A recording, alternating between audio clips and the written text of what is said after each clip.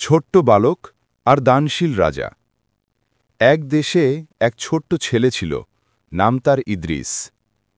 একদিন সে দেখল বাজারে এক বৃদ্ধ ভিক্ষুক কাঁদছে।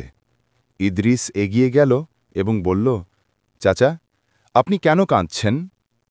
বৃদ্ধ বলল, বাবা, ৩ দিন হলো কিছু খাইনি। ইদ্রিসের নিজের কাছে ছিল মাত্র একটা খেজুর। সে একটু ভাবল, তারপর সেই খেজুরটা বৃদ্ধের হাতে দিয়ে বলল, এইটা নিন চাচা, আমি কাল আবার খাব। বৃদ্ধ চোখে জল নিয়ে দোয়া করল, আল্লাহ তোমাকে বড় পুরস্কার দিন বাচ্চা। সেদিনই রাজা শহরে যাচ্ছিলেন। তিনি ঘটনাটা শুনলেন এবং ইদ্রিসকে ডেকে পাঠালেন। রাজা বললেন, তুমি জানো, আল্লাহ যাদের মনে দয়া দেন তাদেরই সবচেয়ে ধনী বানান। রাজা হাসি মুখে ইদ্রিসকে একটি থলে ভর্তি সোনা দিলেন এবং বললেন, তুমি দান করেছ, তাই আল্লাহ তোমাকে আরও বেশি দিয়েছেন।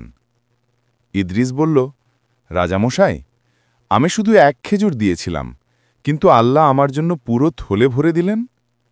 হ্যাঁ বাছা, আল্লাহ বলেন, যে একটি ভালো কাজ করে সে 10 গুণ পুরস্কার পায়। সূরা আনাম 6:160। শিক্ষা। ছোট দানও আল্লাহর কাছে বড় হয়ে যায় যদি সেটা হয় নিঃস্বার্থ মনে।